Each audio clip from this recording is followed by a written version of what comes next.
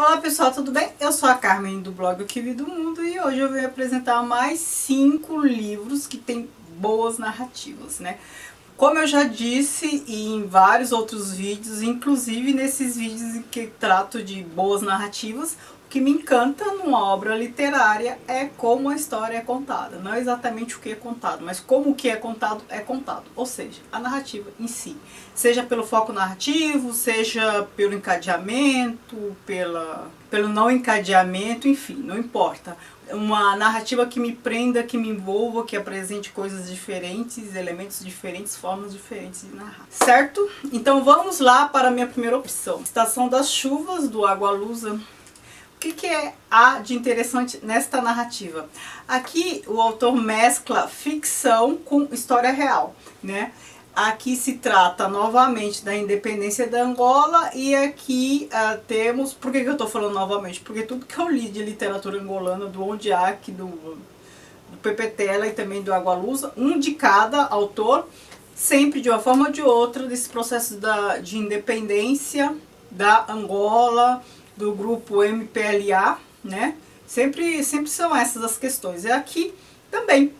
E aqui o que há de não ficção? A Lídia do Carmo Pereira era membro do partido, não uma figura real, membro do partido, e depois ela sumiu, né? A gente já sabe mais ou menos o que aconteceu.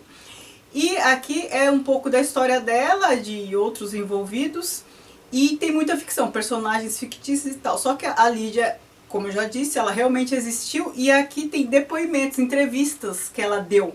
Então as entrevistas estão datadas e intercaladas aqui na história, de modo que quem não é angolano, quem não conhece bem a história da Angola, fica meio sem saber o que é ficção, o que é realidade. Aqui é uma mescla, né? E quem não sabe o que foi o movimento, o que significou esse movimento, toda essa questão intestina do movimento também fica com mais dificuldade de entender. Mas a obra para em pé sozinha, né? Aquilo que eu falei. Uma boa obra, ela para em pé sozinha, mesmo que a gente não conheça o contexto histórico. Mas aqui é muito interessante isso, essa mescla de ficção e realidade. Um Copo de Cólera, do Radwan Nassar. O que é interessante aqui? É o fôlego da narrativa, porque aqui é a história de um casal, lá na noite de amor tal, e o dia seguinte. Né? Na noite de amor, os capítulos são curtos, né? E não tem ponto final. Quer dizer, o ponto final é o ponto final do capítulo. Começa, termina no ponto final. Todo o discurso do meio não tem ponto final. E aí os capítulos iniciais são curtinhos, 2, 3 páginas. A gente lê rápido.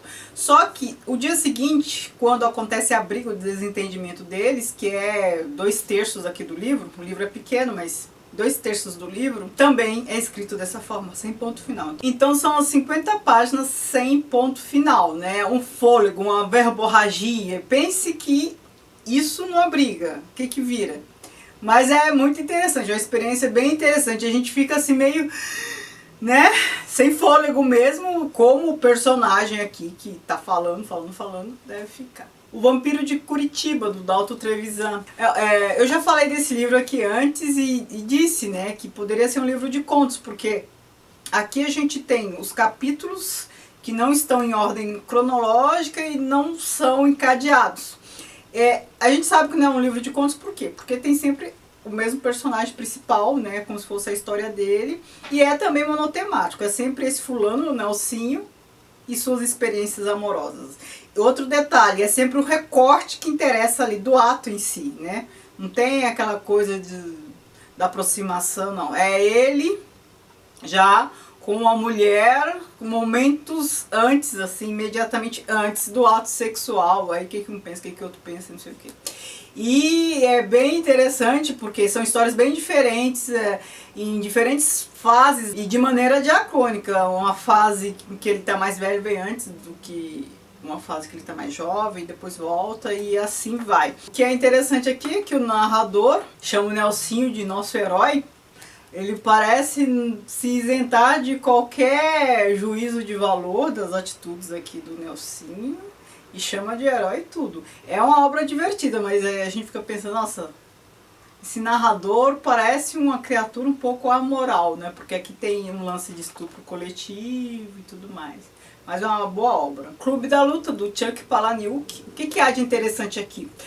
O ritmo é bem dinâmica, essa história, e também ela é em mídia res. O que significa isso? Que ela é contada do meio para o fim, depois do começo para o meio, essa mistura toda. Isso acontece na obra como um todo, em cada capítulo. O capítulo começa mais ou menos do ápice, né, de algo que está acontecendo, depois volta ao começo para depois contar o fim. Os capítulos começam assim. Isso cria um anticlímax na gente, e um ritmo muito acelerado, não tem muito encadeamento entre as frases, então é pontual, pontual, pontual. E parece um roteiro de filme, à toa também que ele virou filme, né?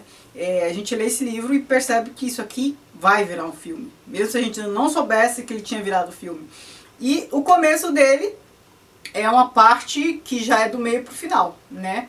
Então começa de um jeito que a gente não entende nada, porque a gente não sabe nem quem são os personagens, o que está em jogo ali. E depois que a gente volta ao começo, vai entendendo uns poucos. Mas é assim, movimento de rotação e translação, assim, uma coisa espiralada, mas um ritmo alucinante, muito legal. A Paixão Segundo GH.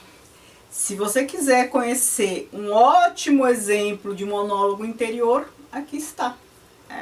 Não conheço nenhum monólogo interior melhor que esse ainda, né? Aqui a personagem da GH fazendo uma ego trip. Só que no começo da história ela se prepara. É como se ela fosse confessar alguma coisa para alguém. E ela chega a ter diálogos diretos. Só que ela tá falando com quem? Com vazio, com ela mesma. Ela faz uma viagem que é intestina de autoconhecimento, de busca. E se busca, e nessa viagem a gente tem passagens sincrônicas e diacrônicas. É claro, ela está relatando algo que aconteceu, acho que no dia anterior. Eu diria que isso seria o sincrônico, quase no tempo real do narrado. Mas aí tem viagens bem diacrônicas, de fatos bem passados, ela volta, vai e volta. E é uma narrativa assim, é difícil, não é fluida, porque não é proposta de um monólogo interior, de um fluxo de consciência, a fluidez, não é mesmo. Você vai sofrer um pouco para ler, mas a proposta desse tipo de narrativa é essa, que você sofra, que você passe pelo que o personagem está passando, né? Faz parte. Se fosse fluido seria outra coisa, seria outro tipo de narrativa. Mas essa obra é incrível, né? Pra mim, eu gosto muito da Clarice. Eu ia falar que essa é a obra máxima dela, mas ela tem contos maravilhosos. Menor Mulher do Mundo, a história da Pequena Flor, é uma das coisas mais lindas que eu já li. O Búfalo também, é poesia pura. E eu gosto também da Hora da Estrela e tal, mas narrativa interessante da Clarice, essa aqui. Por enquanto, não li tudo, mas aqui o tipo de narrativa é algo que me chama a atenção, né? Monólogo interior. Então é isso, aqui estão as minhas 5 indicações. Se você tiver alguma obra para me indicar, que tem uma narrativa legal que eu não tenha citado ainda, por favor, deixa aqui embaixo nos comentários. Não sei se vocês se lembram, né? Muita gente está chegando agora no canal. Eu já fiz 2 outros vídeos sobre isso, melhores narrativas, né? E de 5 em 5 livros eu vou mostrando, né? À medida que eu vou lendo, eu vou separando os que tem uma narrativa boa para mostrar tudo junto aqui para vocês, tá bom? Não se esqueça de me seguir nas redes sociais, o Que Vi do Mundo, Facebook, Instagram e Snapchat. E de curtir se você gostou, de se inscrever no canal se não é inscrito e de comentar. Muito obrigada por assistir. Tchau, tchau.